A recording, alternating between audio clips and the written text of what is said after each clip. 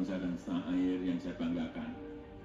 Pada kesempatan yang bersejarah ini, dengan memohon ridho Allah Subhanahu wa Ta'ala, dengan meminta izin dan dukungan dari Bapak Ibu anggota Dewan yang terhormat, para sesepuh dan para tokoh bangsa, terutama dari seluruh rakyat Indonesia. Dengan ini saya mohon izin untuk memindahkan ibu kota negara kita.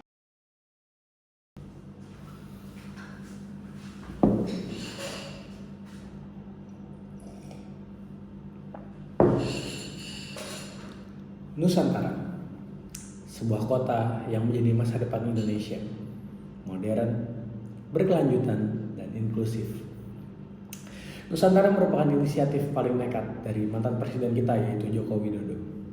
IKN sejatinya mewakili ambisi Jokowi untuk menjadikan Indonesia sebagai perekonomian terbesar di Asia Tenggara. Namun perkaranya adalah pembangunan ini membutuhkan biaya yang sangat-sangat besar, yaitu sebesar 35 miliar dolar. Dan negara akan menanggung sebesar 20%. Lalu sisanya adalah perusahaan swasta. Masalahnya, mega proyek di Kalimantan ini kesulitan untuk menarik pendanaan asing karena besarnya keraguan dari investor itu sendiri. Selain itu, IKN membutuhkan lahan ekspansi yang kebanyakan saat ini masih berupa kawasan hutan yang dihuni oleh masyarakat adat, seperti masyarakat Bali. Namun kini, lahan-lahan tersebut diambil alih oleh perusahaan maupun pemerintah sebagai tumbal dari masuknya investasi. Teman-teman mungkin sadar bahwa pembangunan IKN ini banyak mengandung problematika. Ya, you name it lah. Tapi kali ini ada masalah yang menurut mereka mungkin sepele dan gak sebanding kayaknya sama besarnya proyek strategis nasional itu. Yap, tanah adat. Dokumenter sengketa tanah IKN ini menyoroti permasalahan perampasan lahan dalam merealisasikan pembangunan IKN, yang mana kita tahu seharusnya IKN berjalan dengan modern, berkelanjutan, dan inklusif. Provinsi Kalimantan Timur yang merupakan lokasi ibu kota baru mencatat jumlah konflik tanah tertinggi pada tahun 2023 lalu. Menurut Aliansi Masyarakat Adat Nusantara atau AMAN, lebih dari separuh lahan yang disiapkan untuk IKN merupakan lahan masyarakat adat. Otoritas Nusantara sendiri mengakui hingga akhir tahun 2024 kemarin masih ada sengketa pembebasan lahan seluas 2.000 hektar. Untuk menyelesaikannya, pemerintah menganggarkan dana sebesar 3 triliun rupiah.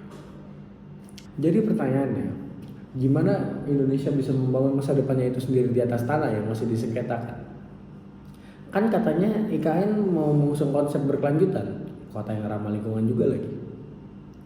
Namun karena pemerintah biasanya berpihak pada investor, ya warga lokal tahu sendiri biasanya bisa apa.